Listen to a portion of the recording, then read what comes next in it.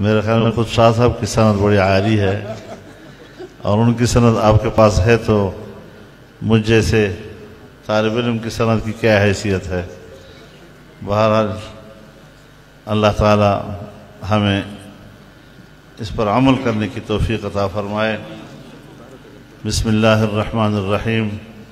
बाब क़ौलिल्लाहि तआला व नज़अुल मवाज़ीन अल-क़िस्त लियौमिल क़ियामह व अन्न अअमाल बनी आदम व क़ौलहुम यूज़न व क़ाल मुजाहिदुन अल-क़िस्तास वल-अदल बिर्रुमिय्यह व युक़ालु अल-क़िस्त मस्दरुल मुक़सित व हुवल आदिल व अम्मल क़ासित फहुवल जाइर।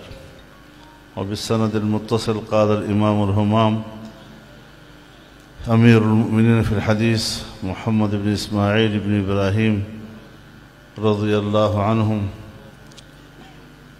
हद्दसना अहमद बिन अशकाब क़ाल हद्दसना मुहम्मद बिन फ़ुज़ैल अन अम्मारत बिन क़अक़ा अन अबी ज़ुरअता अन अबी हुरैरत रज़ियल्लाहु तआला अन्हु क़ाल क़ाल अन्नबी सल्लल्लाहु अलैहि वसल्लम कलिमतान हबीबतान इलर रहमान खफ़ीफ़तान अलल लिसान थक़ीलतान फ़िल मीज़ान सुब्हानल्लाहि व बिहम्दिही सुब्हानल्लाहिल अज़ीम।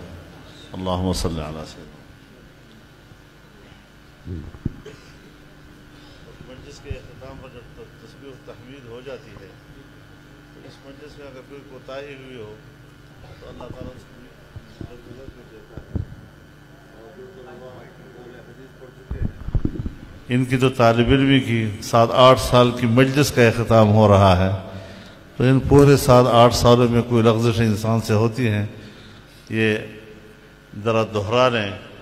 सुब्हानल्लाहि व बिहम्दिही सुब्हानल्लाहिल अज़ीम सुब्हानल्लाहि व बिहम्दिही सुब्हानल्लाहिल अज़ीम सुब्हानल्लाहि व बिहम्दिही सुब्हानल्लाहिल अज़ीम।